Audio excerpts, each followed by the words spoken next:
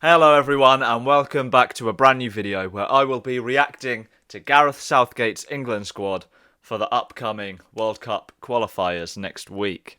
Before we get into it though, please do leave a like on the video, hit the subscribe button and leave a comment down below with what you think of Gareth Southgate's squad. I've been looking on Twitter and I've seen a few things that people aren't happy with, which we will get into later in the video. So let me know what you think. Hit the like button and subscribe. So the big news is that Patrick Bamford has been included, finally, in Gareth Southgate's England squad. It's been a long time coming after the season he had last year. I was calling for him to be included in the warm-up games to the Euros and even in the Euros, purely because of his goal record last season. It didn't happen. But he is in now, which I think is very well deserved. You're going to have a lot of people that just hate Leeds and hate seeing Leeds do well that don't want him in there. But the stats don't lie, people. He was the second highest English goal scorer in the Prem last season. He should have been in there. But let's have a look at the squad that he has picked. And we'll go into a bit more depth about some of the decisions. So the three goalkeepers that Southgate has picked are Sam Johnstone, Jordan Pickford and Nick Pope. I think that's the obvious one now that Nick Pope is back to full fitness. Aaron Ramsdale drops out.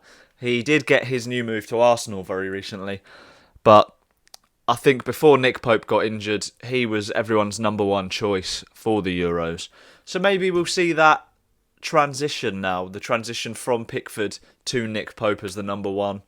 I'd personally like to see it, but because there's three friendlies, maybe all three of them will get one game at least, who knows. The defenders for this team: Trent Alexander-Arnold, Connor Cody, Reece James, Harry Maguire, Tyrone Mings, Luke Shaw, John Stones, Kieran Trippier and Kyle Walker.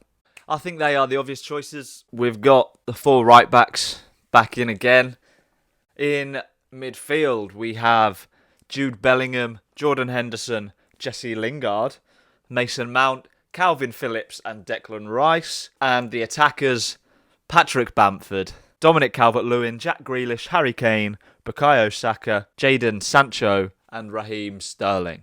Defence-wise, we've got the four right-backs in again. A lot of people criticised that when it came to the Euros squad. But as Southgate backed up, a lot of those four right-backs can play in different positions as well.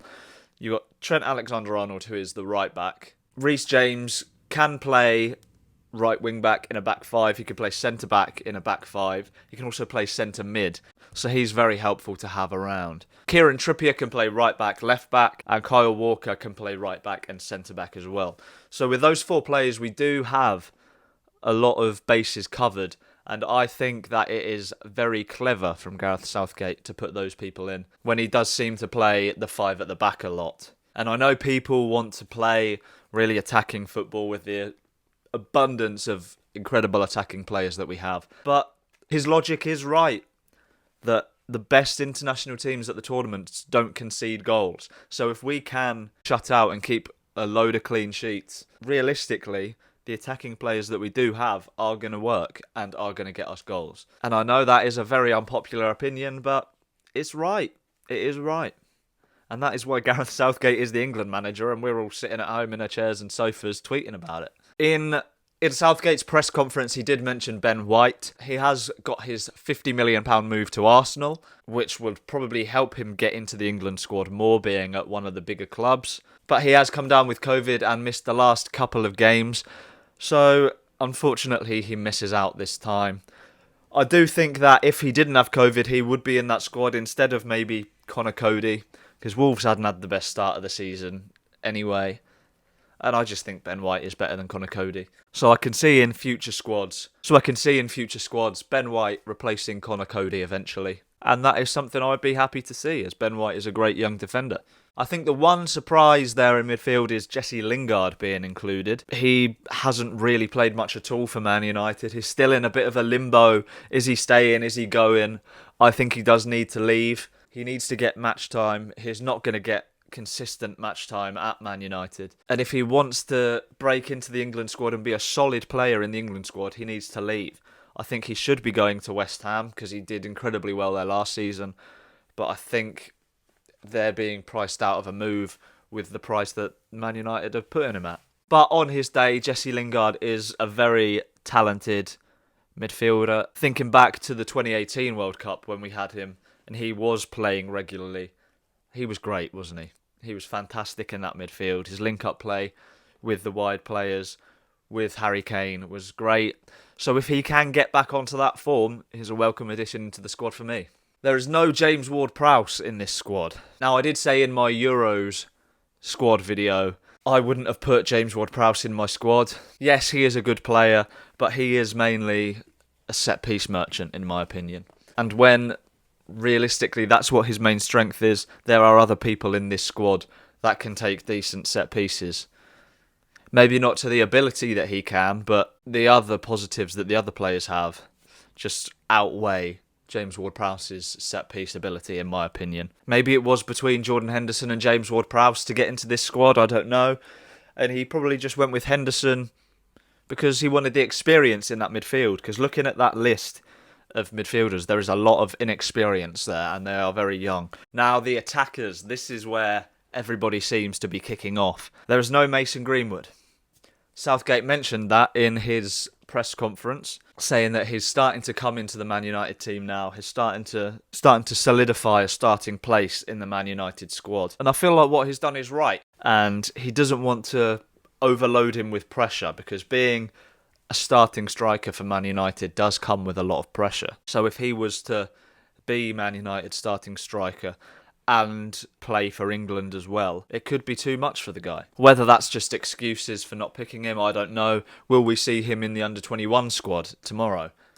Probably not. He's just letting him focus on his Man United career at the moment.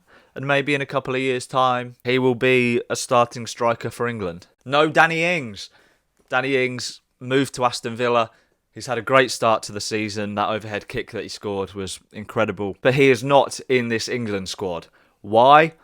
Honestly, I couldn't tell you. I'm very glad that Bamford is in over Danny Ings. Maybe it comes down to Danny Ings' injury proneness. Maybe he just wanted to give Bamford a try in this England setup, and there was just no more space for Danny Ings. Personally, I would pick Bamford over Ings any day because I'm a Leeds fan. But also, I see Patrick Bamford week in, week out. I see his incredible work rate for the team. I see him pulling defenders apart, creating space for other players to get in and attack. He might not score every game, like he hasn't scored this season in the 2 games that we've had, but he has got a few assists already, which shows that he is more than just a striker. He is a team player. He works hard for the team, which is exactly what he will do for England if he gets to play in the 3 upcoming games. Another player that Southgate mentioned that isn't in the team is Ben Chilwell. He said that Ben Chilwell hasn't played a full competitive game since the Champions League final. He hasn't played for Chelsea since the season started again this season either, because Marcus Alonso's been keeping him out of the team at left back. I do like Ben Chilwell, but for me, for England, Luke Shaw is my starter at left back. Kieran Trippier played there a few times for England in the Euros, and he did do a decent job. And leaving Chilwell out of the squad for that reason does confuse me a bit when we have John Stones in the squad, who hasn't played this season either. But John Stones, at least, did play every single game in the Euros. So maybe it's just a fitness thing for Chilwell. Maybe he's not quite there yet. He's not quite up to scratch. And I'm sure in upcoming England squads he will be there. But the main news, as I said earlier, is that Patrick Bamford has got his first senior men's call-up. I am delighted. The whole of Leeds is delighted. Every single Leeds fan across the world is delighted, as he does really deserve it. And I hope he does get his cap and does well in the friendlies, and hopefully pushes on to be a part of England's squad in the future, if not at least just for the World Cup in 2022. So that's my thoughts. Let me know in the comments what you think about the squad. I'm sure we'll have a few Manchester United fans in there saying that Greenwood should have been in over Bamford. That is your opinion, but unfortunately it is a wrong opinion. But yeah, let me know what you think about the squad in the comments. Please hit that like button and hit subscribe so you do not miss out on any future videos that I am uploading. So thank you very much for watching, and I will see you at the weekend with my match review of Leeds United against Burnley. See you later.